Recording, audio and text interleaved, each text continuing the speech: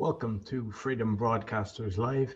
I'm joined today with Grace Hassan, Quantum Nurse Podcast, Hartman Schumacher, Go Your Own Path Podcast. And before I introduce our guest, he's been previously on. We had a title, Claim Your Strawman, on my own show. It was episode 153. It was around April. And he was also on my own show, just the two of us, episode 148, dealing with debt collections. So if you enjoy what you're hearing today, make sure to go back to them and also check out my friend's podcast because you'll be able to find it on there's a different number. My guest, ex-Royal Navy turned professional fighter.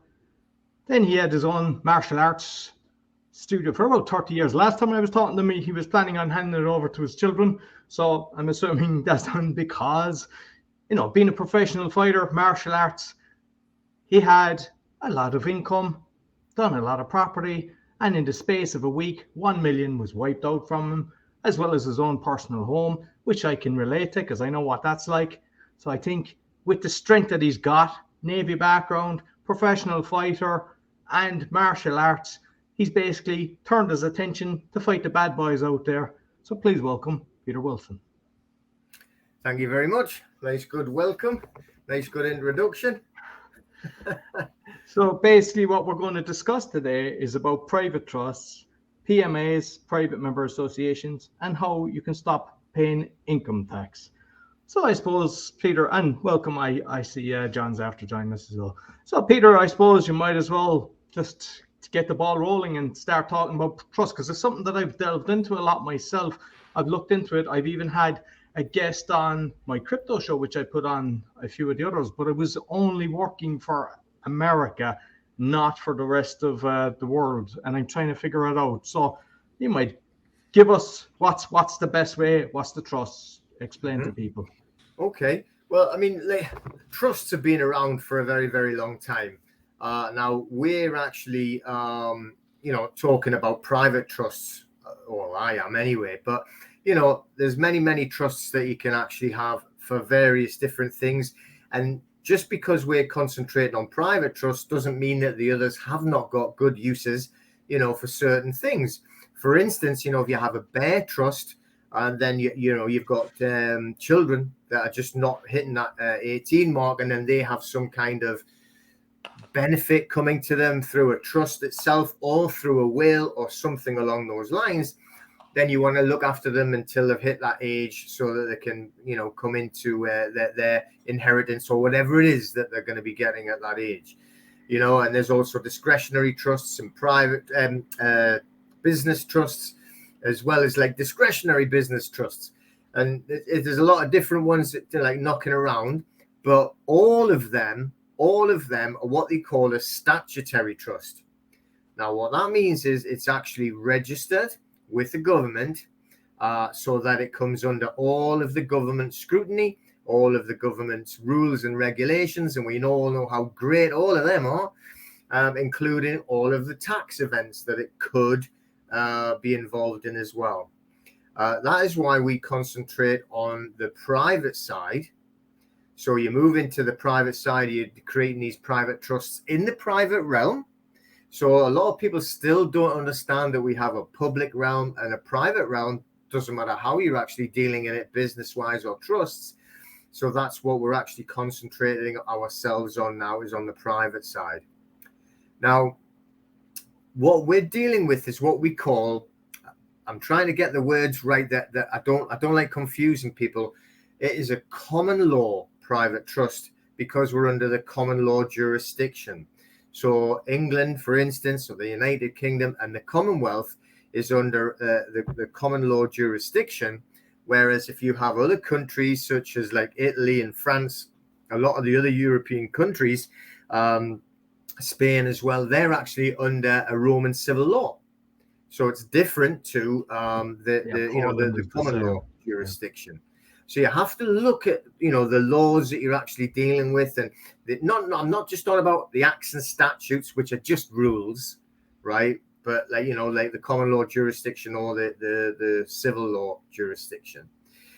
So let's wind it back, as I was saying, onto the UK side, because that's really predominantly where, or at least Commonwealth anyway. the trusts really started coming into their like forte if you look back at, say, medieval times. So you had the king, say, in England, and he was deciding he was going to send all of his knights off, or in his landed gentry off, who would all owe allegiance, to the king, for giving them the land. So they would tied to him. So they would have their own little army, and they would have to go off to fight a war or go on a crusade. And obviously they're leaving all the land, they're leaving their castles or their homes or whatever it is, and what they would do generally is they would put what they called a trustee, or someone in charge of the home, okay, while they were away. So a lot of times, they never ever did come back. But when they were coming back, what they were finding is whoever was looking after the home for them actually quite enjoyed it and wanted to stay and keep it. Therefore, they wouldn't return the property. Now, the begrudged knight would go and see the king, and they'd be looking for remedy.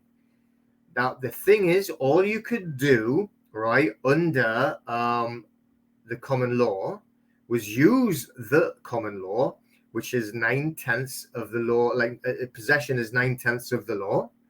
Now, the other person was in possession of the home. Therefore, the law was siding with the one in possession rather than who had went off to fight the war, and they were losing their property. So, and then sometimes even the king would actually go in and take the land, all right, while they were away. So he would confiscate their land, saying that he didn't expect them to come back and they were still going to be losing the land. So either way, they were ending up with the wrong end of the stick. So what they started to do was then use the church.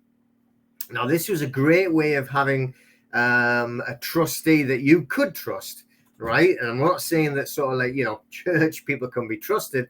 However, in that day and age, these people that were living in the church or living in the monasteries, whatever it would be, 99% of them anyway had taken an oath of poverty. So they weren't allowed to actually own property anyway. So it was a safe bet that they wouldn't try and confiscate the property. They wouldn't try and steal the property while these knights or lords or whatever it is that were away serving the king, so they wouldn't steal their land. So then the church would be the trustee to look after the property. And then when the knights were coming back, and it was all safe, and it would get handed back, and they would keep the king, who could not go against the church, because then he would be going against God. It would be seen.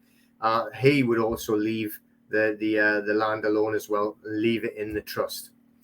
Now, obviously, we don't really sort of run off with our swords and shields that much anymore, but we still want to protect our property. And now, if you take it forward, from the knights there, but let's go into not 100% today, but let's just talk about J.D. Rockefeller. So, obviously a very, very wealthy guy, and he's put his family first, and his family, are well looked after. And he had a lot of trusts. He had a lot of private trusts. Now, the reason why he wanted them to be private, because he didn't want anyone to know who was going to be his beneficiaries, who he was leaving his wealth to. Because the thing is with the wealth, this is anyone that wants to attack you can attack your assets if they can find out what it is that you own. But, that thing that J.D. Rockefeller is famous for saying as well is own nothing, but control everything. So he didn't have anything in his name. He didn't own everything, but he controlled everything. And this is what he was passing on to his beneficiaries. We didn't know what his real wealth was worth. They say, he was worth this millions, he was worth that millions. But in reality, that nobody actually can say, because it was all private. They didn't know what his real wealth was, and they didn't know who the beneficiaries were. So the reason why we're looking more about being private, using private trusts, and other commercial private sides as well, is because everyone has so gladly and easily given up this thought of privacy. Whereas, like, you know, they invite things even into the home, right? Like things like these Alexa and things, and they're giving away like literally all of the privacy, right? All of that, they're getting tracked. I know you get tracked anyway on you know, your computers and your phones and everything is, but you know, we know that, but you don't invite more in, you know. And the thing is, what we're trying to teach everyone is to try and pull back some of your privacy. Because if you go outside and you're walking down the streets or driving, I mean, there's cameras absolutely everywhere. You're being spied on left, right, and center, and you've given away everything. And we've done it little bit by little bit, and that's how people accept it, you know. And you've got more security here, you've got more security there. You've got to tell them this, you've got to tell them that, and you're just literally exposing yourself to everything and everyone, and having no privacy or any protection. So what we're pulling this back and saying, right, let's look at this private trust situation where we can protect people's assets. Now, it doesn't mean that, you know, that anybody's doing anything wrong. You know, I do hate that thing where they say, well, if you weren't doing anything wrong, you shouldn't mind them all spying on you. That doesn't really sit well with me. You know, oh, you got nothing to worry about if you're not doing anything wrong. Well, you know, I want to be private. I don't want people looking at me and knowing all my financial details and knowing what my bank's doing and everything else. And just as well, something that happened when my grandmother passed, when it goes through probate, if you have it in a trust, you'll move the property on faster. They'll take a year and a half before you can do anything. It is a nightmare. Yeah, exactly that. Because we recently, I dealt with all the probate for, it was actually Janine's father. But instead of letting the solicitors or lawyers or anyone handle it, I handled it all. I did all of the work, which only cost a few £100 compared to the thousands that they wanted. But it still took a little bit of time. But I know through, again, on Janine's side, one of her aunties, it just took months and months and months. You know, we weren't there, we weren't involved, so it just did go into probate. And people don't realize, you know, they say, oh, it's good, it's not a problem. I have a will. All you're doing in a will is giving it into probate, you know, and they'll keep a hold of that as long as they can, right? Because they're making all the money, they're making all the fees, they're making all the money, and that's all it's about, you know. Whereas if you do have it in a trust, right, it avoids probate completely. Because there is no, let's just say the property, all right, that's involved in it, you're not inheriting the property. So if my, like, so whoever it was, parents had a private trust set up there and all their properties in private trusts, and it was, the trust was passed on to me being the default beneficiary, then I would inherit the trust, not the property. Okay, so then you're avoiding not only the probate, so there's no probate to actually worry about and getting dragged out and not seeing an end to anything, but there's no inheritance tax either, because I'm not actually inheriting the property. I do not own the property. I am just a beneficiary of this trust. So, you know, it has major beneficial tax implications if you look at it that way as well. And you know, this isn't. I'm not sure about your one, but I know that the one that I spoke with somebody regarding the USA was judgment proof as well. Is your one judgment proof? What do you mean by judgment proof? Like if somebody has a court order against them, if it's in the trust, they can't actually have access to, like, say, sell the property or whatever because it's inside this trust. Exactly. You see, and that's what I'm trying to tell people now. In this situation that we find ourselves in, okay, you know, we've been through, you know, a very weird 3 years. It is coming up 3 years, isn't it? You know, since all the crazy Charlie stuff started, and but everyone, there's a lot of people now are starting to fight back, if that's the right way of putting it, or at least wanting to do things about this evil that is, you know, being above us and trying to rule our lives, you know, with iron fists. So they are starting to make a stand and do certain things, you know, like they're protesting about the taxes that they pay on the property. We call them council taxes in England. But so it's property taxes, and that they're making a stand against that. They're making a stand against the ridiculous prices that are put on gas and electricity utilities. So they're making these stands, but I'm trying to tell them, before you start going in and doing all of these things and fighting all of these corporations, very powerful corporations, you want to think about protecting something here. You want to think about putting your armor on before charging off into battle with them. So I get too many messages, too many phone calls, and it's like, oh, help me, I've got the bailiff at the door. The bailiff's taken the car, they've clamped the car. Why is that in your name? Your name should not be on the property. All right. So that's what I'm trying to tell people. Let us create, and it is legal, but it's more lawful, a private trust that you can actually, what we call, deposit your res, or deposit your property into.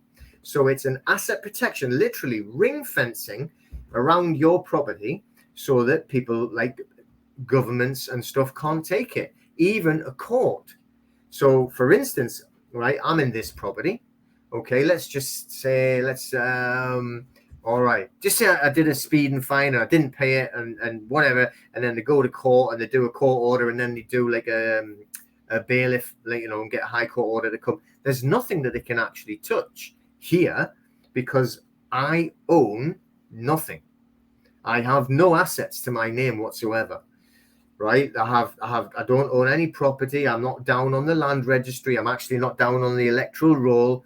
I'm not registered with the council. There's nobody can find me on any registers like that. Right? The car is actually down in the trustee's name. Right? It all just says trustees of a private trust. It's registered at a separate address, which is a private trust address. It's nothing to do with me. It's nowhere near me. So even if they had a court order, there's nothing they could actually do. Can you get around the property tax or the council tax when it's in the trust? Well, yeah, the thing is, there is other ways of doing it, okay, which would be via the PMA, for instance, but also through there are people fighting it now with legal means. In their world, you're dipping into the public as well by doing the freedom of information request, which they have to reply, where they're requesting where the money is being invested for all of the council tax. So when they're replying and they actually put it down that they actually invest in arms manufacturers that are creating these cluster bombs, which is against the Geneva Convention, then they're withholding their payment to this property tax. That way you can't get taken to court. So once they actually do that, they put in for a tribunal. So once you've approached them, you have an officer inside every court. It's called every council in England. It's called an S151 officer. They are legally trained, so they know about how they're set up with the council tax. They know that they have to allow it to go to tribunal, but they refuse. So then you say, well, I request you remove my name and address off the register of the property tax, and it works. All right, but that's a different way. But I mean, still, all right, you can maybe still get hassle for the property taxes, but they can't take your property. This is a big thing. I keep telling people, right? Or they say to me, I haven't paid council tax for 2 and 3 years, so I think I've beat them.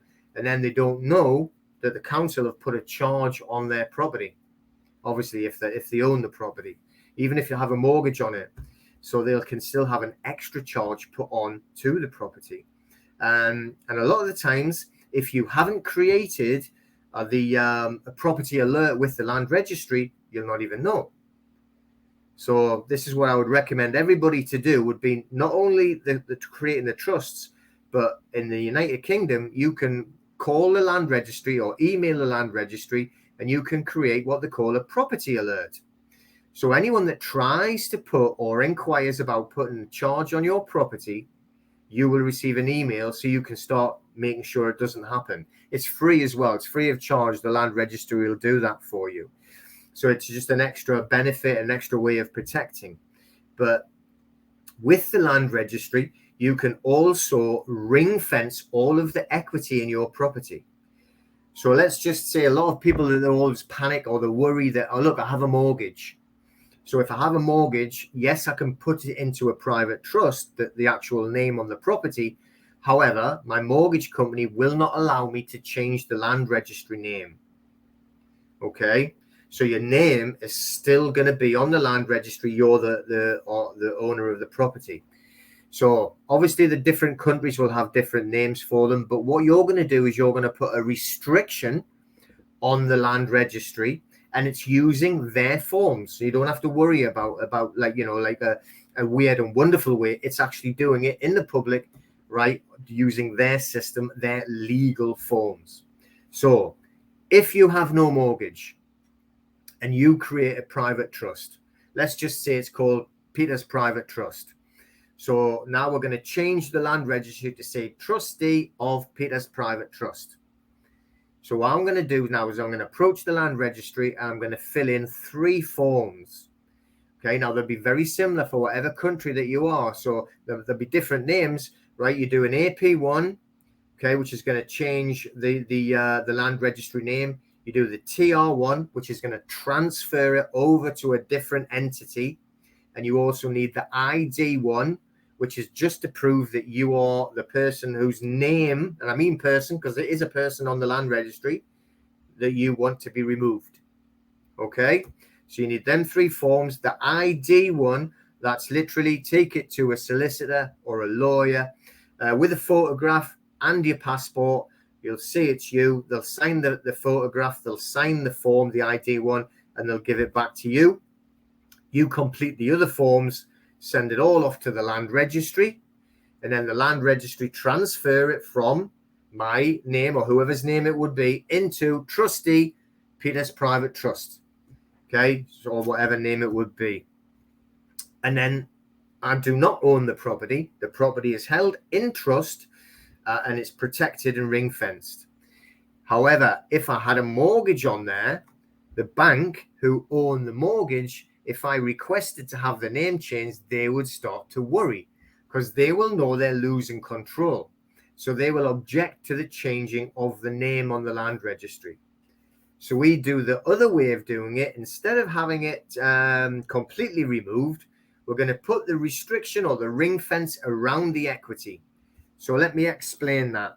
So let's just say that let's make it easy. We've got like £200,000 value in the house.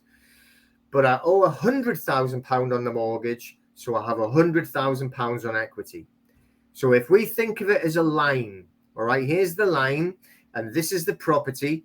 The bank are here, boom, together. First in line, first in time. So even if I sell the property, they are going to get paid and settle that account before I see a penny because they are first in line, first in time. So they get paid. But the rest of it, or this is my equity, this is what I want. So if I can't change my name, I'm going to do another form on the land registry, which is called an RX1, which puts a restriction all around the rest of the equity. It means nobody else, even with a court order, right? Even with the court from any court in the land, they cannot put a charge on that property. It is slightly more difficult, complicated way. It's perfectly easy to do if you have the correct trustee to do it for you. Don't make a mistake. Don't try and do it yourself without speaking to somebody who knows what they're doing, because I do know people who've lost the house anyway because they did it wrong. So yes, it is perfectly doable if you know what you're doing, or get someone to do it for you that knows how to do it. So is there a way that, just say, because like interest rates are going through the roof at the moment, lots of people have lost their business because of the craziness that went on. Is there a way to kind of that the mortgage company, when they come after you, that they can't get it? Well, that's the thing with it going into a private trust. If it's registered in a private trust, all right, they cannot take that property because the only part of it belongs to them. This is the bit that people don't really understand. This is the bit that really is annoying for the councils. Okay, so what I mean by that is, right, let's just go to the council side and then we'll go to the bank. right? So we know people, we've been dealing with people that have had like a bill or a debt, right, of say like £6,000-7,000 sitting in houses that are worth £400,000. So a debt for £6,000 or £7,000, they've made them bankrupt and took the house. Because this is the way that the councils make a lot of money, right? They make a lot more money out of stealing your house than they do out of you paying the council tax. So they're not that bothered if you don't pay your council tax, because they want to take the property. And when they take the property and it's going to get sold to their contacts, now who is that going to be? Right? It's going to be their lot, their friends. And when they sell it, they don't sell it for the 400,000, 500,000, 600,000 that it's valued at. They sell it for way, way lower. And a lot of times you end up still owing money on it, even though you've got rid of the house. And just on that, because some people might think there's no way that can happen. I personally have 2 cases that happened with me. One was a commercial property that was worth, say, just over €1,000. They valued it. They went in with the valuers at $500,000, so that the first auction goes at 75%, which is 1.5. The next is at 50%, which they were going to get it for basically 20% of the value. The valuation was actually saying how bad the property and everything. A valuer never does that. So they were in cahoots with that. Another property, there was another company with a lot of houses, and they bribed everybody in the room, and they got it themselves. So this is going on internationally, and I've heard of it going on in Ireland as well. This happened to me personally in Poland. So what you're saying is definitely going on. People say, no way. Like you're supposed to have the valuer that actually tells you the whole process so that you know they're getting the highest price. I had 3 properties repossessed from me in Ireland. I got 0 information. And they were pretending it was sold, and I found out that it wasn't sold just by the information that I was able to do. They actually rented them out. So the amount of corruption going on is unbelievable. So like, that's why I'm totally investigating the trust. And I think you're totally right. That's the way to get these evil people out of the equation. Yeah, I mean, it literally is like commercial bandits, but, commercial pirates. And unfortunately, there's still a lot of people that believe, look, the government are here to look after you.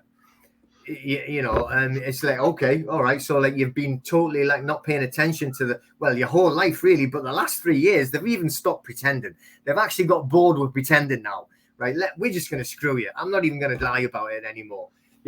It's just, at least we know now, like they're being honest about it. They're not trying, oh, look, we're going to look after you. We're going to actually take all your money off you because it's going to help you. But yeah, so they steal these properties all the time.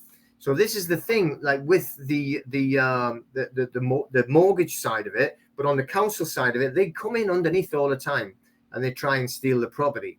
So I'm going to show you another way that they try and steal it when you get older, but it can still be stopped with a private trust. And also you mix it private and public. You mix it with the government forms as well as the private trust. So on the mortgage side, as long as you have expressed the private trust correctly, and even though it's private, expressed it publicly so that you can prove that it exists, there's no way that they can take that. I'm not telling anyone don't go and pay your mortgage. However, right, you've just mentioned it yourself, Roy. I mean, they've literally just tried to destroy everyone's lives as much as anyone who's not on their gang anyway. If you don't speak like Jacob Rees-Mogg, then, we're wanting to kill you off. So like they've ruined the businesses, they've got rid of like as many jobs as possible. So people are truly struggling. Then just to help them a bit more, they're actually whacking the price up of all the gas and electric for no reason. They're actually saying, oh, well, the wholesale price has gone up. No, it hasn't. You only have to look on their own websites to say the price hasn't gone up. You actually can go on to the energy tracker, I can't remember what it's called now, on the UK, and to see that all of the power stations are actually working at top whack, right, providing the electricity. So there's nothing coming from Ukraine or Russia. So why is it increasing in price? The whole city of Birmingham, it's actually their electric is created by they collecting the rubbish, right, from the refuse collection and are burning it in the power stations and then selling their rubbish back to them with electricity. So they're actually increasing the price, even though they took the rubbish away to burn it to create the electricity. But I know it's gone off on a different tangent. But I don't want to hog the stage. I want to pass it to John. But like basically, because like, do you have to get the solicitor involved and the accountant? Because my experience, 95, maybe higher % of solicitors are slimy. They're only interested in money. I've just finished reading Tax Haven Ireland, where you've got KPMG, PricewaterhouseCoopers, all of the big boys. They're all bad. They're all protecting the corporations and everything. So, like, is it through an affidavit that we do this? And the other thing then is when you're adding something, is there much of a process for changing it that you have to go through the whole thing again, or can you just do an annex?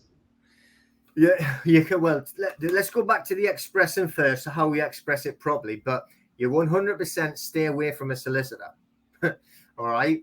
The thing is, if you've anyone on that side, on the legal society side, it is the legal society, it's the bar, right? So like anyone that's sworn to the bar, sworn to the court, they have sworn to a private members association. The bar is a PMA, right? So they are sworn to the Crown Corporation, another PMA, an unincorporated association. So all of them on the private side, that's what they are there for, to give them money, make sure they take our money and give it to them. So we don't want to use the legal society at all to create the trusts, especially on the private, because they don't even know what that means or how to do it. Or if they do, they're certainly not going to do it for you. So what we do to create it, we create the document. So we're going to create a trust, a deed of trust. And we're going to outline it with what we call the indentures. On the indentures, it's basically our law, our rules and regulations of how this trust is going to work, what is allowed to be used, what's not allowed to be used, what trustees are allowed to do, what they're not allowed to do. All written out, it's all fully there, and we write it as I a man or I a woman. We don't use legal jargon, we don't use acts and statutes, we do not go into the legal society, we do it at law under the creator. However, when we express it, so we have the trust deed, then we also create what we call a certificate of creation, a memorandum of trust creation, as well as an assignment of res property, which goes into the actual trust deed. So those documents get put in a package and we send them to, like, just say I was sending it to you, I would send it Royal Mail tracked, right, with a tracking number. And I buy the tracking number and I actually put the tracking numbers inside the documents. I put them inside the trust deed. I put them inside the certificate of creation, the memorandum of trust creation, and the assignment of res or property into the trust. So what I'm doing is I'm covering the first certainty, right, that needs to be in place out of 3 certainties to make sure that you have a lawful trust. The first certainty is the certainty of intention. Did you intend to create a trust, and did you really do it? Because we all live in trusts all the time. Everything we do is in a trust. If you're in a bank, you're in a trust. If you go to a shop, you're in a trust. Everything is trust, and nobody has to tell you it's a trust to be a trust. But when we have one, we want to make sure that we can prove we intended, the certainty of intention. So if we've actually created the trust documents, then put the Royal Mail tracking numbers inside the documents, then posted them, tracked for, right, with numbers by the Royal Mail. Then when it gets received by whoever it's sent to, they sign for it with the Royal Mail signatory, right? Then we actually go back onto the line. We have the number. We can put it into the Royal Mail website. It tells us who signed for it, when they signed for it, what date and what time. This all gets printed out, and that also gets sent to the trustee, right? And the person, well, the man or woman who owns the trust. So they have all of that documentation. All comes in a big, hard, solid folder. It's like a little mini briefcase, which is how we do it anyway, just so it's safe. And then I tell them, buy a fireproof box or a waterproof box. Don't stick it on, your bedroom cupboard or anything. So that's covered the intention. The first certainty out of the three is certainty of intention. Nobody could say you did all that work by accident and that you didn't really intend to create a trust. So you're covered there by law. So the second certainty that must be in place is what they call the subject matter. But inside the deed, which we've posted Royal Mail with the tracking numbers in, and also the assignment of res, which has there, we create a title number.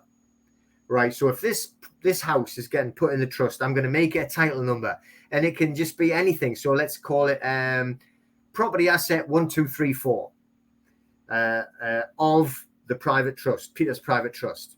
That's the title number. That's gone in the documents, tracked by the Royal Mail. So when it's arriving, it's signed for again. So then they're saying we have the two certainties now. Certainty of intention, we definitely intended creating a trust. Certainty of subject matter, we've shown you the subject, we've put in the subject matter, the trust has property inside it. And then the third one is what they call a certainty of objects or objectives, and that is who is the beneficiaries or who are the beneficiaries. So you have to have those three in place. So inside all the documentation, we have the certainty of one. This is the intention to create the trust.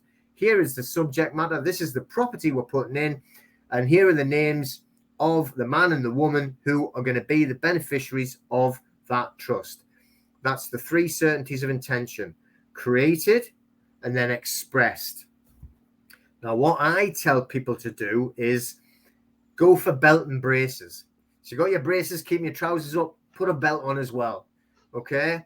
So we have what we call a statement of interest and a public notice. So on the statement of interest, literally just a piece of paper, a document written up there with it's got no private information on. All it's doing is statement of interest. The private trust was created on blah, blah, blah date. Trust name, Peter Wilson's private trust.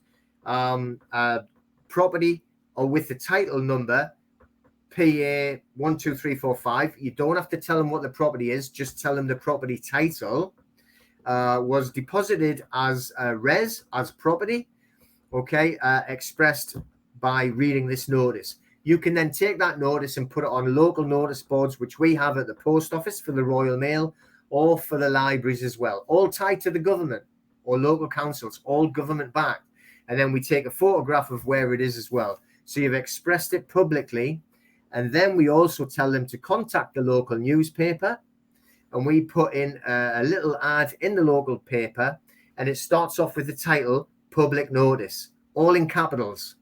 That makes it a legal notice on the legal society side.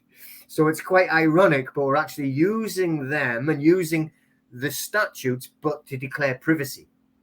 So and it's just a little bit like that, right? But it cost, when I did mine, well, fair enough, it was a while ago, but it was less than £100, and they put it on the internet, so it got literally expressed worldwide and in the local paper, and they give me a copy of the local paper. Public notice: a private trust was created, trust Peter's private trust. Property was put into it, property asset 12345. Again, no private information, but just make up an email, create one on Hotmail, Google Mail, and just put any interest or any inquiries, email this one. And that's it. That goes in as a public notice, legal, in the newspaper. So if you're going to have to go and stand in a court, what you were saying about the mortgage, they're going to take you to court, you've got those expressed private documents, private trust documents that you take into the court. So, well, here's my private trust. This property is held by the trustees in the private trust, or at least the asset is, and which means the equity. You cannot take the equity, right? So, it would be legally extremely difficult, if not impossible, for them to actually repossess that house. So if more people had known that in 2007, 2008, 2009, when they did that to, definitely for me, I think it was at the same time, wasn't it, for you? Yeah. Then we could have saved a lot more people from that burden. Well, I think we'll save them now. But I know I've about a load more questions, but I can't take any more of the time, so I'll pass you on to John. John, thanks very much, Peter. No problem. Hey, Peter. Hey, guys. Sorry about the whole shifting of everything. This is my first podcast back from 3 months. So you're bringing up a ton of great questions and a ton of great points. I recently just moved countries. I moved from Canada to the United States. I set up an LLC. I did all what Uncle Sam wants me to do it legally, to immigrate to the United States. And you're bringing up a lot of interesting questions for me. Like, for example, like, could what you're doing for somebody who is on a working visa in a different country do that for themselves, or do you have to be a citizen of that country? Well, no. I mean, if you're in that country there, so if you're in the USA now, okay, so they've obviously accepted you into there. So, like on your LLC, whatever you're actually doing with it, you can actually place that into a private trust, even though it's a statutory entity, statutory commercial entity. Although I would rather turn it into a PMA, right? We'll talk about that in a bit. But you can still put if you have a home that you've got by purchase or by mortgage, you can still create a private trust to put that property into it. And the thing is, right, that we have what we call like the Magna Carta, but we still come under the Universal Declaration of Human Rights and also the European Declaration of Human Rights, even though they're trying to scrap it, right, in the UK. But those Declaration of Human Rights says point blank that we are allowed privacy and we are allowed life and we are allowed association with who we want to associate with, which covers both the private trust and the private members association. So they're telling you under there, as well as the I can't remember if it's Article 4 or whatever is on the US Constitution, which is for the privacy as well. You know, so there's a lot that could actually help, you know, which backs you up to actually have private trusts, even if you've been in Canada, but now you're in the jurisdiction. You are in their jurisdiction of the United States. So you can set up the private trust being protected by their jurisdiction because they will protect your privacy. Would that do anything to my visa status? Well, I've never had to deal with that, I must admit. So just so you know, but I'm trying to think how it could. If you are not doing something that's causing harm to another or another's property, then I wouldn't think so. You know, because that's the things that their asset test.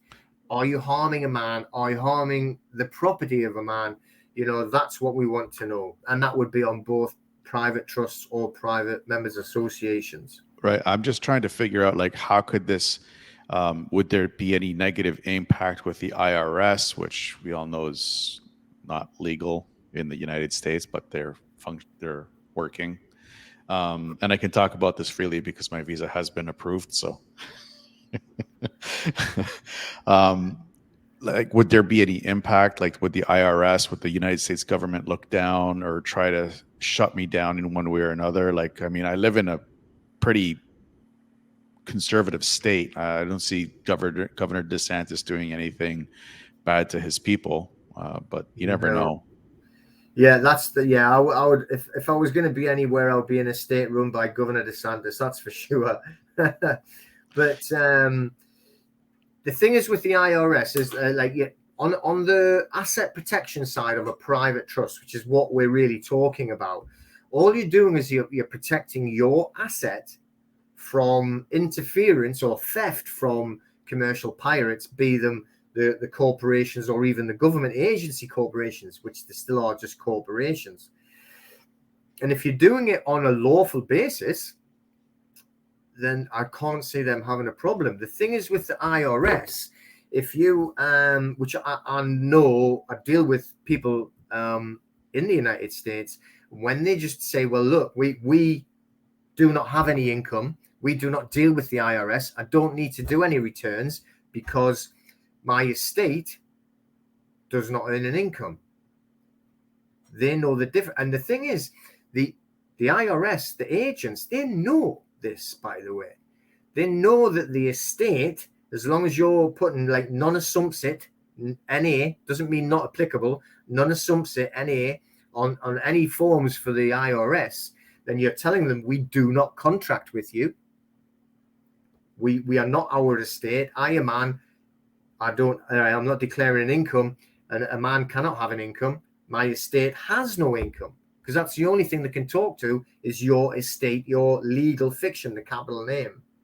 So I know quite a lot. I think it's easier if you know the words to use and you know the language to use when you're talking to these agents. I can't remember her name now, but there's a woman who travels around the United States teaching a lot of people the language to use to not pay any tax to the IRS, because it's all voluntary. I've even seen videos from the head of the IRS admitting point blank, yes, it's a voluntary system, the taxation to the IRS. Interesting. Very interesting. Like I said, like I the visa just got approved, and I want to set this up where, I don't get hounded, and I'm sure a lot of people out there want that as well.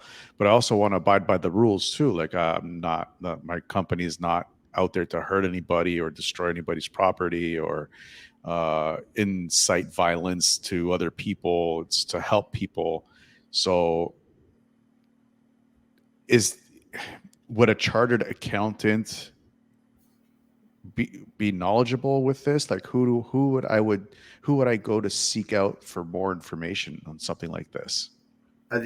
Just for the private trust side, you mean? Yeah, and setting up the private trust properly, so they don't come after my home, they don't come after my car, they don't come after me personally. Mm-hmm. Yeah, I mean, I wouldn't go to a chartered accountant. The thing is, like, a chartered accountant is a debt collector. He's an income tax collector. They're just looking to like take money from you to give it to the tax man, the IRS. To set up, like, as I explained with doing the if you have the documents correctly worded and correctly created, and then they're expressed, obviously not Royal Mail, but whatever mail, to make sure that it's signed for and that it's inside the documents. Because then they can't say, oh, you received them and wrote it in. You create them with the tracking numbers inside the documents so that they know they were created at a certain date. They've been received at another certain date. So they were definitely created a private trust. And the only intention is to protect the asset. So there's no malice, that you can't harm anyone by creating a private trust. And all of the, in the UK, they call them MPs, members of parliament, or lots of other things, but that's what that proper title is, and you have the Senate and senators and whatever they're called, then they all have private trusts. They everything they do is in the private. Yeah, they just don't tell us how to do it. We have to discover these and work harder. I mean, these people as soon as you get into like government, they're taking you away. They're taking you to these private parties and they're showing you all the things to do, and I'm not talking about anything nasty, but how to like get the wealth and how to protect your wealth, how to create more wealth. And then all of a sudden, all these people that are on 70 and 80,000, which is still quite a lot of money a year, are all suddenly millionaires. Well, how did that work? That's not very good maths. But it's because they get shown how to do it. And it's all just about moving things into private. So you're not going to do anything wrong. You're just point blank making sure. And the whole thing is you go and buy a property. Everyone wants to do it. I own this. I own that. So my name is on that property. My name is on that car. All you're doing is you're waving a red flag saying, come and get it then. Come and get it. Don't put your name on it. Just like J.D. Rockefeller said, own nothing but control everything. All of these private jets, all right, are all PMAs, by the way, right? But they don't own them. They won't put their name on them. right? The only ones that you ever see with the names on them are these. I don't watch TV, but I have get sent clips, right, when they keep coming and stealing the property, these bailiffs or whatever, you know, don't pay, we take it away and stuff like that. Obviously, it's just there put on TV to frighten you, but make sure your name's not on an asset and they can't take anything. Mm-hmm. That's really cool. So what would be the first step to setting up a private trust? Well, once you've actually got a list of everything you want to put in the trust, now the thing is what you got to realize of what it is you're allowed to put in and what you're not allowed to put in. Now you can put anything that is classed as property proper to I, all right, unique to I, not shared with the community. So that would be your sons and daughters. So you can put your sons and daughters into a private trust as long as they're not over 18, because if they go to over 18, then they can have to create their own private trust. But this is the thing that I'm trying to like get other people to realize. So what is proper to you? What is it that's unique to you and not shared with the community? How's about fingerprints or your DNA? Okay, your blood, your eye scan. Who says they can have that? Who actually said walking into a supermarket they can take my photograph? You know, this is proper to I. This is my property. It's unique to I, and I don't share it with anyone. So you can put those items into a private trust. Think a little bit more along that way. So your children, you don't want them called that. You want them called sons and daughters and by the name. All right. Don't use the term children or child, because then that is a title that is given to the government via the birth certificate.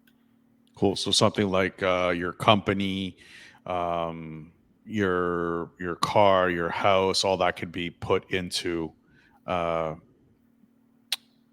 private trust.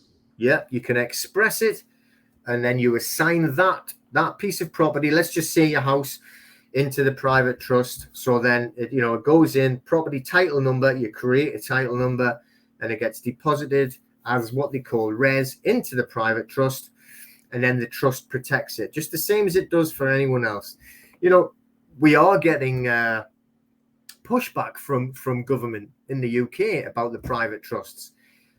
You know, it's funny because when we do it's not funny, but when we do the private trusts, we tell the people, right, what you need to do is you need to do a lasting power of attorney, which is with the government. Right, I think in other countries, I think Australia, they might call it an enduring power of attorney. You might have a similar term, but it's when you put, right, for instance, you've got the medical one and you have the property one. So on the medical one, if you end up going into hospital and you've lost compos mentis, you can't speak for yourself, even if it's just you're made unconscious. If you have a power of attorney set up through the government website, which is we use the public side, then they have to follow all of your wishes and all of your instructions on that power of attorney. All right. So if you have it written on the power of attorney, which I have on mine, which is registered and accepted by the government, it's set up on the government website, and I have the codes to issue. You get special codes to issue if you have to go to hospital.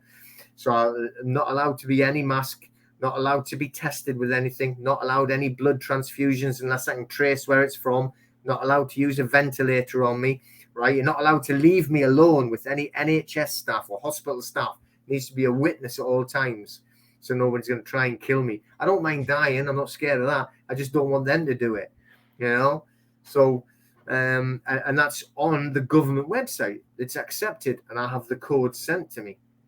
And on the property side, I have it written on mine that any property that must be left inside the private trust, and no one's allowed to touch it or move it outside of the trust. And again, that's accepted by the government. So we're using their side as well as our side. And now, when I got mine, right, I can't remember now, a year or so ago, 18 months ago, took about 2 months to actually get that finished through the government website.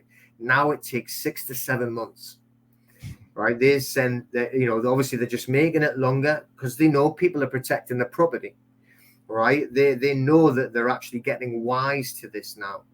Now, it's always been there. They just don't tell anyone. Right. So they'll say to you, you have your rights, but they don't have to tell you what those rights are or how to express them. Does that make sense? It does, and it brings up another question. Could you potentially do this for international properties, international purchases? Yeah. Again, you need to check on the actual. Is it common law jurisdiction or a civil law jurisdiction? So if you're going if you've got property in Spain, they are definitely under a civil law, but they still are signed up to the European and the Universal Declaration of Human Rights, where they stand under property. So, as long as you're knowing which argument you could have, is it a common law country or do you have to go under the Declaration of Human Rights for the privacy? So, but yeah, you can. One more quick question before I hand you off to Hartmut. You mentioned something about this could be tied in with a PMA. How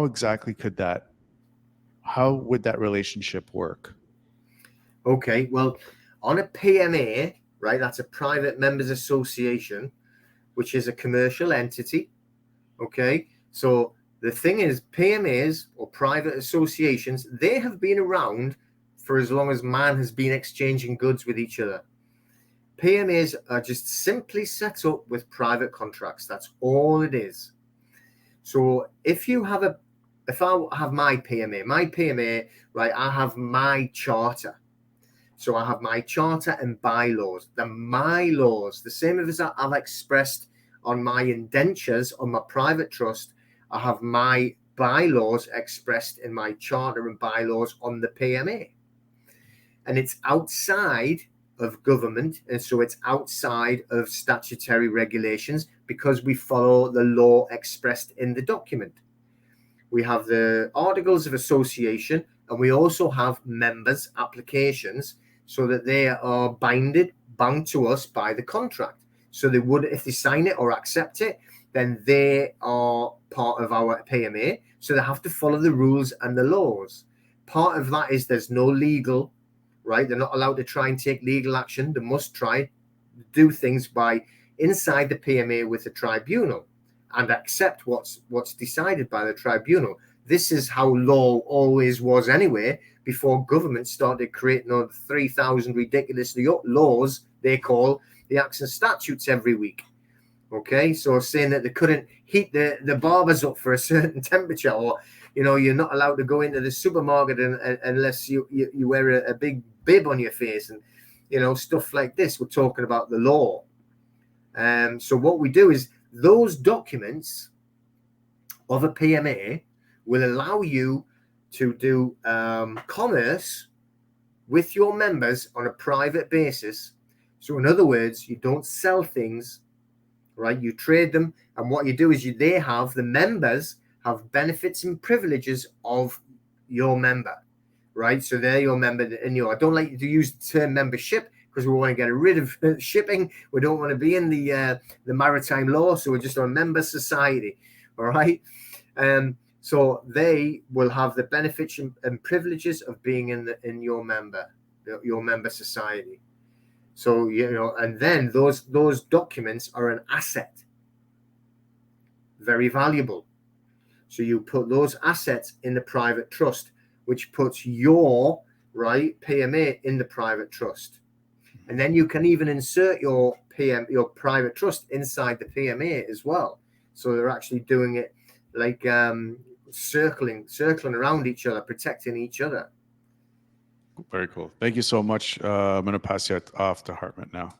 No worries. Hi, Peter. Thank you so much for this interesting topic again.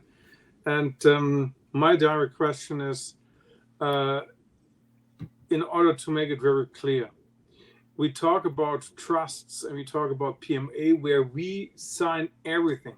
We don't go to, let's say, to the island. What's the word of what are the island called between France and UK? I forgot. We don't go to or Jersey, Isle of Man. Yeah, we don't go to a country. We don't go to a lawyer on Isle of Man and establish a trust. Correct? No, or is this a possibility? Yeah, I mean, let's just say, let's talk about some footballers, for instance. Okay, so you've got some like wealthy footballers who have been convinced that they can do some kind of crazy tax deal to get rid, and it all goes into a private trust and everything like that, and then they always get chased and they always get into trouble. I don't know if you ever heard of like Rangers Football Club in Scotland, and they got like, you know, kicked out of the Premiership and everything because they were doing all of these dodgy trusts and everything going over offshore. Okay, you like all you have to do is be standing under the creator and standing at law under the creator and being in a trust. You don't need to go to fancy lawyers that are going to make up stories, right? You don't need to go offshore, right? You can do that here. Now, we have a bank, right? There's a couple of banks that we're talking to, but we've got one bank that is accepting bank accounts for PMAs and for private trusts. So you can actually create the commercial entity of a PMA. We have a bank now that will accept it because it's classed as an unincorporated association, you see, right? Which you can put your private trust inside of that unincorporated association, inside of that PMA, okay, and have a bank account for it and for the private trust. And it's an onshore. You don't have to do any crazy, moving around or like sending it down to the Seychelles or going on to the Isle of Man or Gibraltar. The thing is, the biggest tax haven, the biggest one that's the pirates there is the City of London, right? Yep. In that 1.2 square miles, that's when 90% of the world's pirates live or work anyway. Interesting. So, for example, also for foreigners, let's say people from Poland, Germany, France, Italy. Let's say if they have a landlord in UK where they can establish, where they can rent, let's say, a room. They can establish, and then they could establish a PMA or, for example, a trust in UK, and then they could put all the things in the trust in UK and establish a bank account in UK. Is that possible? That I don't know. I don't know if you could do that. I mean, the thing is, like, if you are renting a room there, it's not really going to give you jurisdiction to move like your property over to there. And if you're only renting, you can't really, you can't put property that's not yours into a trust, which is why I'm saying, your sons and daughters can go in if they're under 18, or else they're not your property any longer. But if you were moving to another jurisdiction, you can create the private trust in that jurisdiction if you are settled in that jurisdiction. But I'd have to like research it if you weren't living in the actual the domicile to find out there. I couldn't just say it yes or no. I don't know that one. Yeah, because for example in Germany in the 50s we had the war victim compensation law, which was directly connected to an exchange of, let's say, of money, where in the 50s, let's say you have 50,000, everything which was more than 50,000 Reichsmark on the bank or Deutschmark on the bank, it was cut 50-50 by the government, and the government took all the money for paying this war victim compensation law. And they also put mortgages on the houses, for example, of 50%. So, for example, if you had a house of 500,000 Deutschmark, then they made 50% cut, and you had to pay 250,000 until, let's say, 1978 for 25 or 28 years. And this law was changed in Germany in 2019. November 2019, to a social compensation law.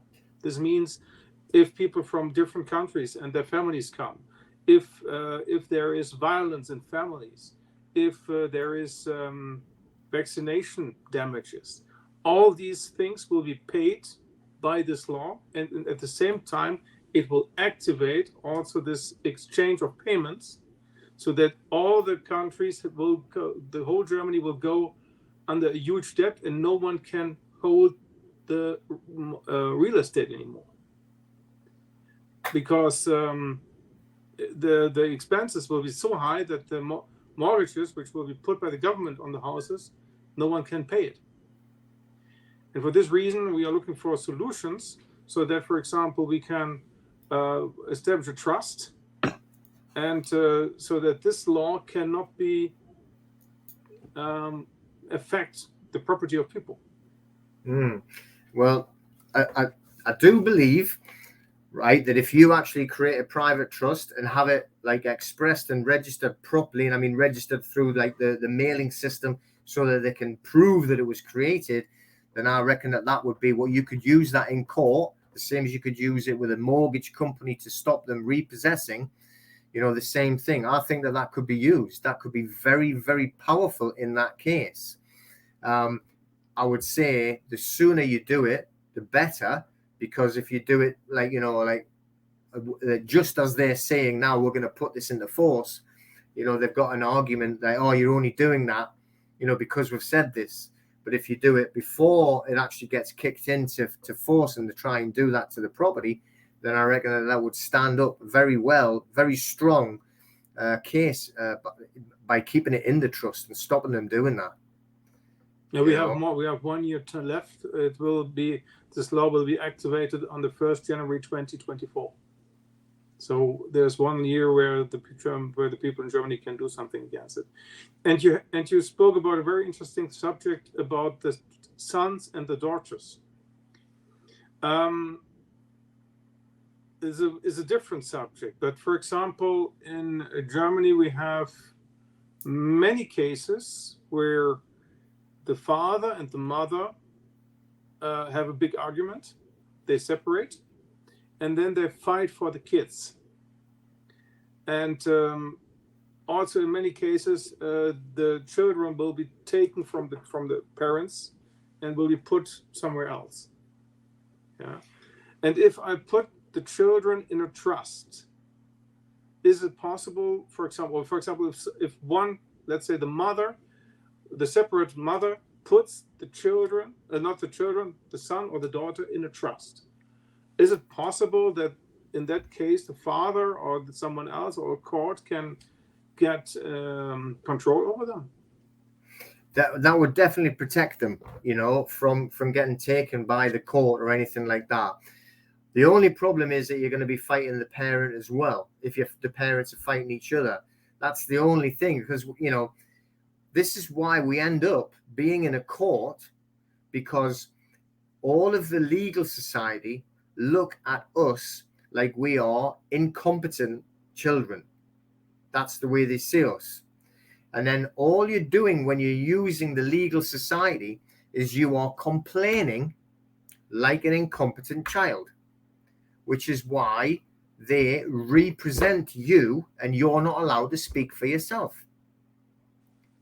So what we have to do is we have to start really acting more like grown-ups, right? Especially if we're grown up enough to have children, and stop fighting with each other, and definitely do not fight with a court, which will turn us into further children. So they have to have some kind of agreement together. That, like, people give up their ownership of their sons and daughters by involving the court. They actually give up their ownership. Once you've actually like got them involved, they then own the own, and you turn them into, that's why we're saying use the word sons and daughters, because once they've turned them into children, they're taking ownership and they're taking them away. That's how we lose them so often. You know, you need to like not be fighting with each other, right? You should be going against the system, you know, and helping each other with your sons and daughters, rather than involving the legal society, who, you know, they want the children. Yes, definitely.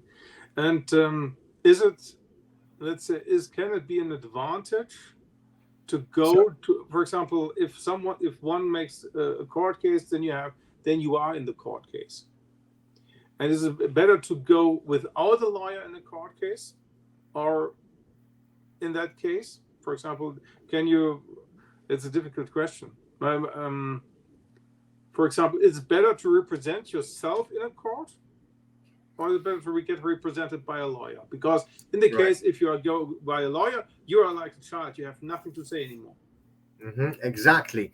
But So if you go alone, if you go without the lawyer, you don't have the knowledge, but you are representing yourself.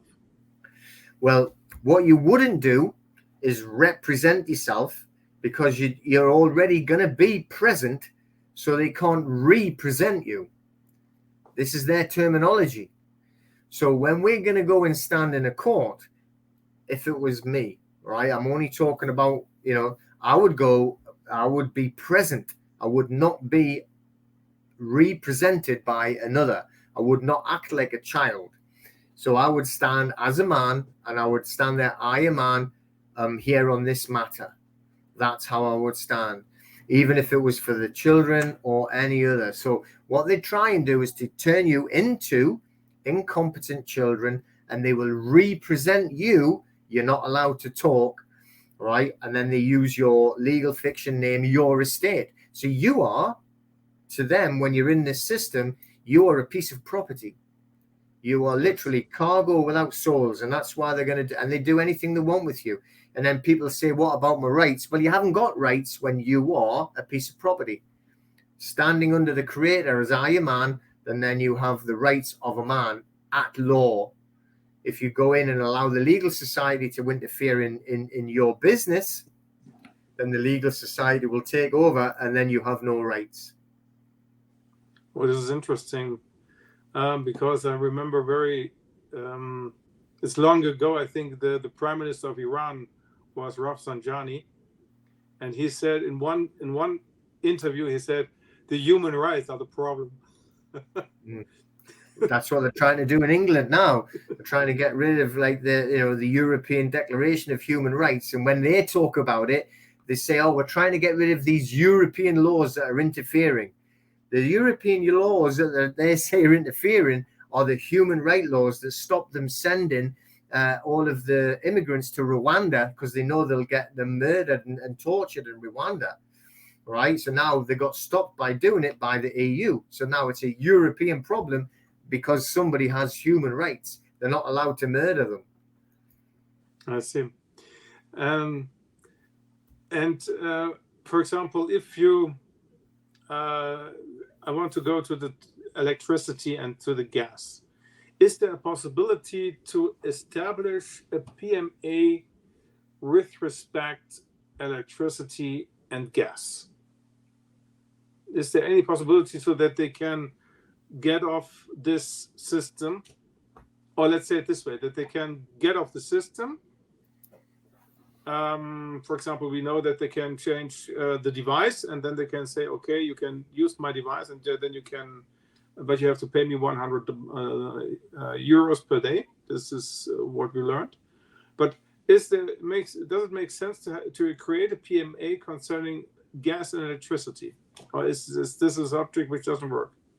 Do you mean like to do it for your own home, or do you mean like to actually create a big PMA that would actually act I think, for example, a street. Let's say a street, or a couple of people, or let's say some people on the street which have the same mindset wants to create a PMA concerning electricity and energy.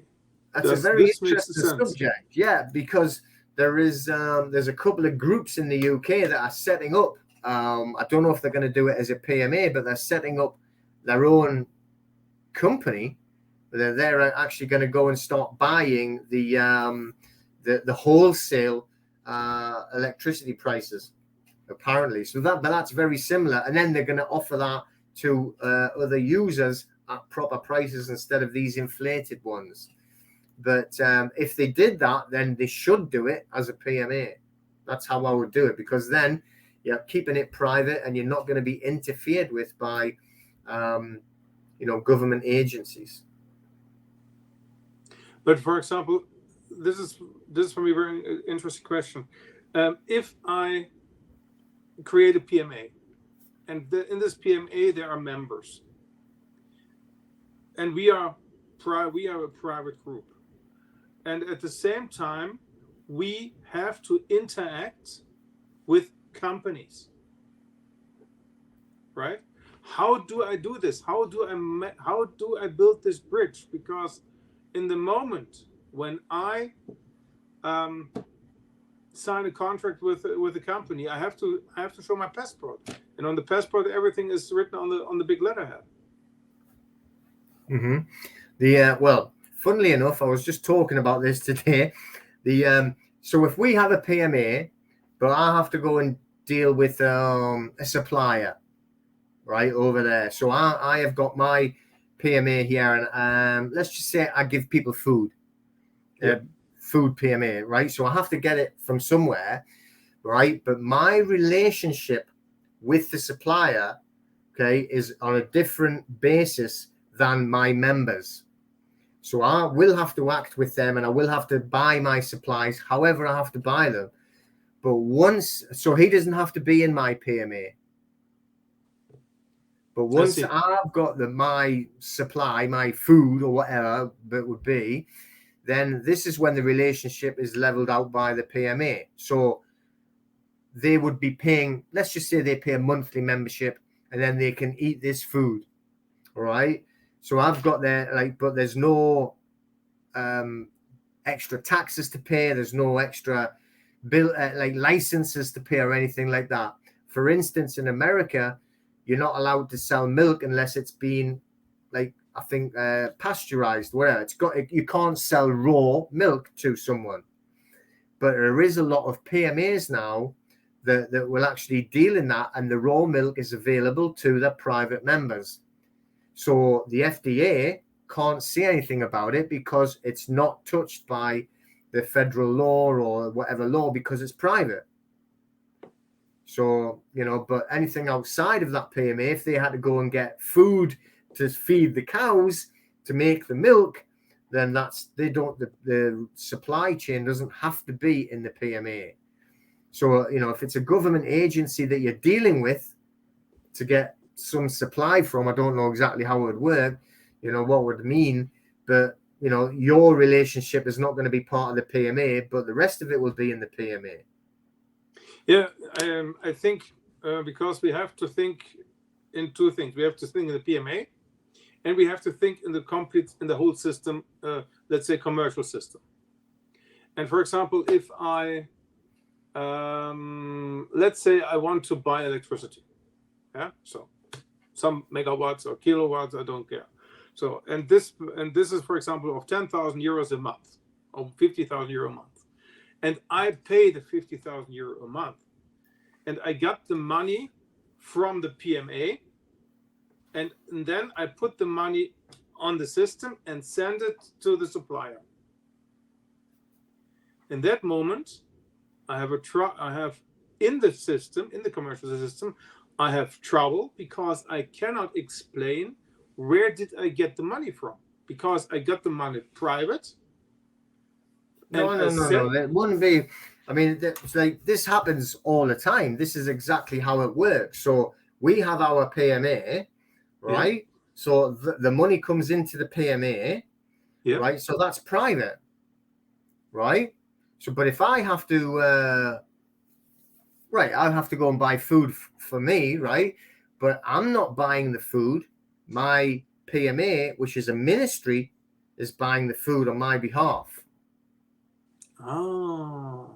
So because I am a minister of my ministry, it's a faith-based ministry. The Private Members Association is a faith-based ministry.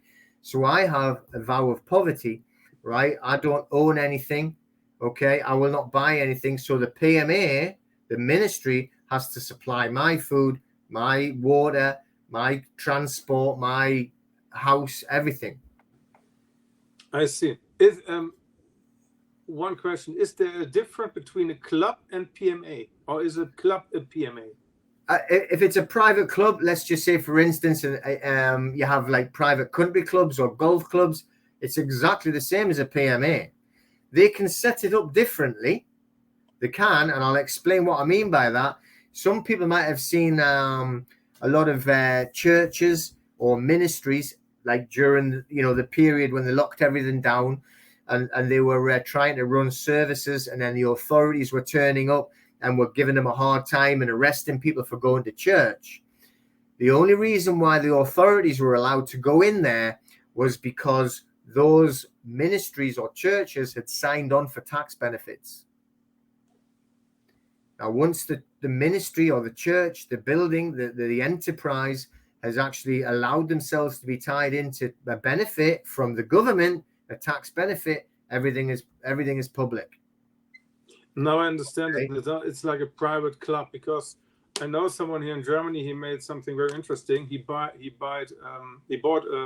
caravan, a huge one, and he established a private club for making natural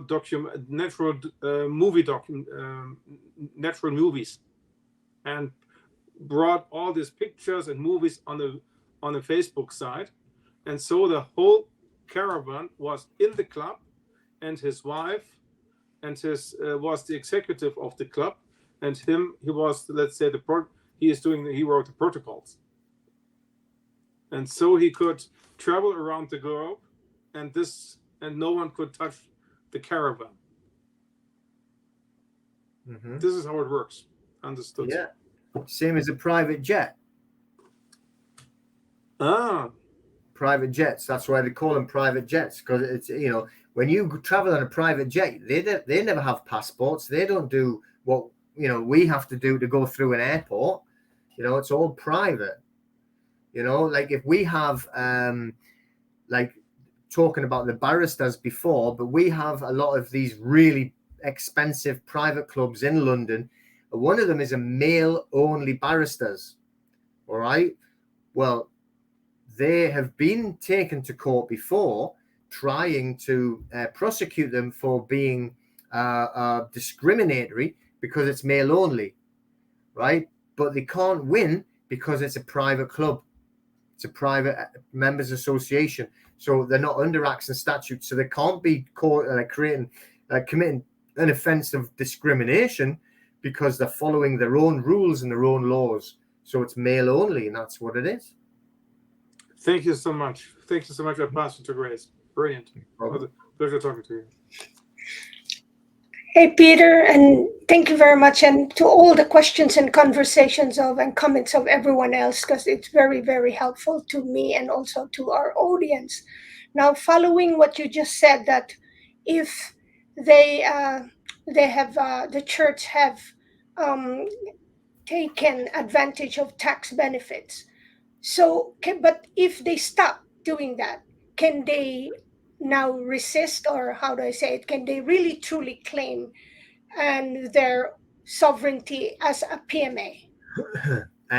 Okay. Well, I mean, what they'd have to do is literally close it down and start again, right? Because once you've corrupted it, you've corrupted it. But you never want to use the term sovereign anyway, because break down the etymology of it. So sove, the beginning of it, S-O-V-E, sove, means to sleep or sleepers. Okay. And then you have reign after that. So you've got our new king, apparently, and he wants to be sovereign. So what he wants to do is to reign over the people that are asleep. I see. So, and that's one thing I'm learning more and more, is to be able to know to change my language, change my statements, because that's kind of like crucial in even expressing my intention. And so so outside the fact that there's so much to educate ourselves and to understand, do I understand that before one can do a PMA or one can do your trust, do you need to correct your status first or not? Well, I believe that it's really important to correct your status anyway, because what you're doing is you're going to be standing under the creator and telling whoever wants to be told or listen that you are a man or a woman and that you are alive and living in the private under the creator. you know, but at the end of the day, once you've created the PMA, you're going to be inside the PMA as long as you use the correct language and the terminology you've just mentioned, you know, so you don't use any legal jargon and you're telling I am a man, I am a woman, you know, inside the PMA, then you don't have to worry about like, have you corrected the status on paper? As long as you're acting that way and you're living that way. Does that make sense? Yes.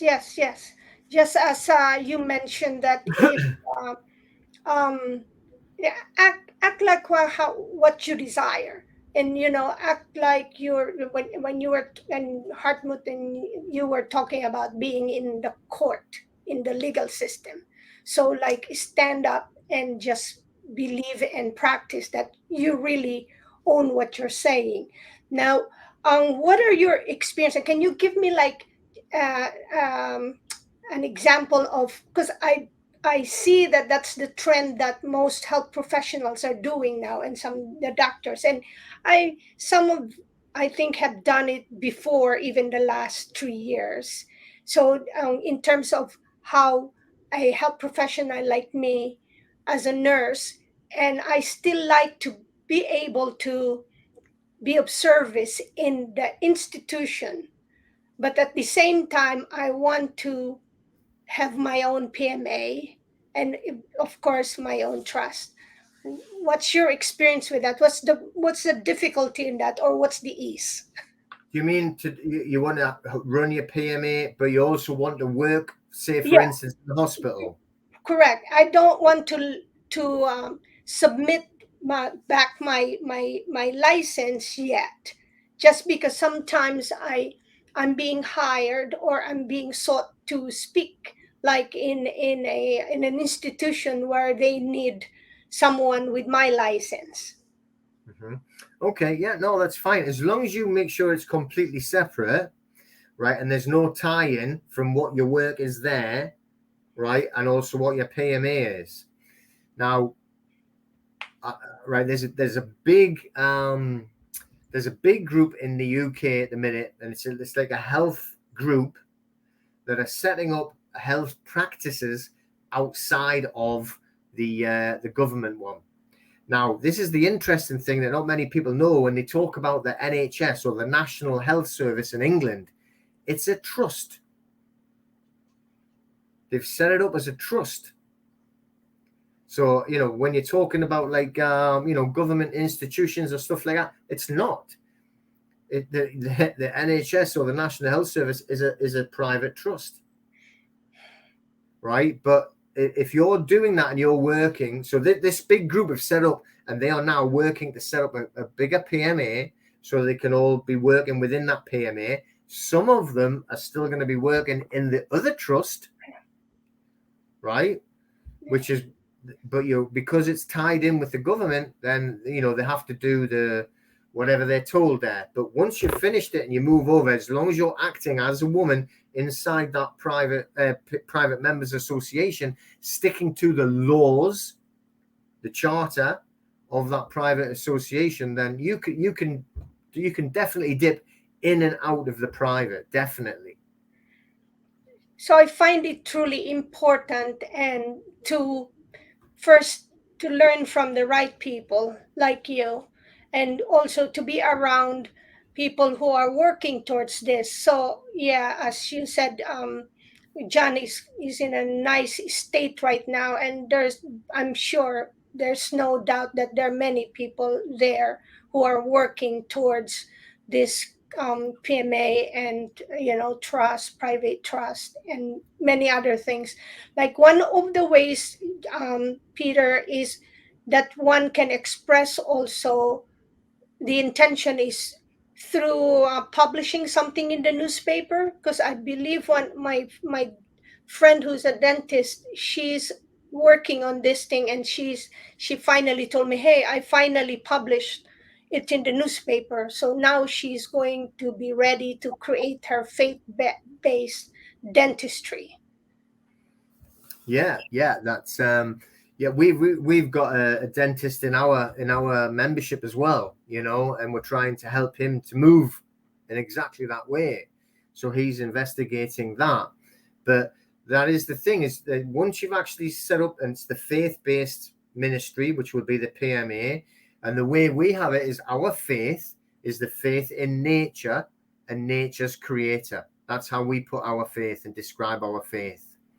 So then you've actually set up your charter and your articles of association.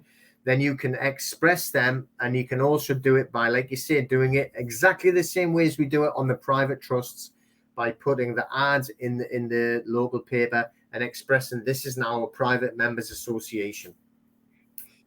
Yeah, and thank you very much. And before I pass it on back to Roy, I just want to really speak to the audience and to all of us that if we think this doesn't work, if we just look around us, as Peter and all the rest have mentioned, there are many three-letter powerful organizations that we get scared of, but that's how they got it really like they're in their power, is because they're technically PMAs and they're using. So it's up to us to truly know the game and start doing, mixing it up, if that's how it works. It's like a beautiful chess game, and even better than chess when the time comes.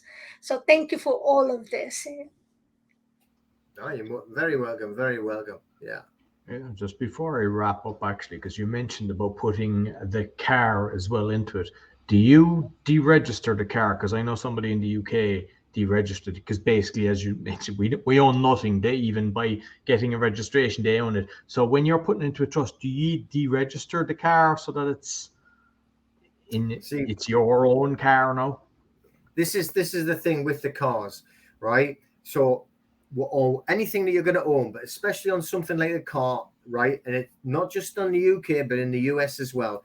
If you have to get the manufacturer's statement of origin, the MSO. If you have the MSO, then you can own that object. If you haven't got that, you'll never own it. So now, like you've got in the US, you've got the DMV. In the UK, you've got like the DVLA, driving license, whatever it's called. They own all of the cars. And then they send out their registration certificates, right? So you are then called the registered keeper.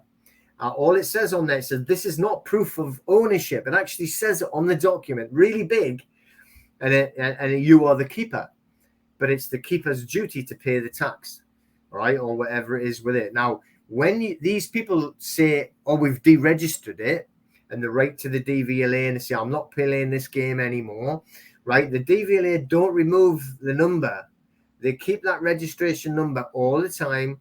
And you've got also your VIN number, your vehicle identification number, that they keep that tied in as well. I know a lot of people who've tried to deregister it and they end up getting their cars crushed.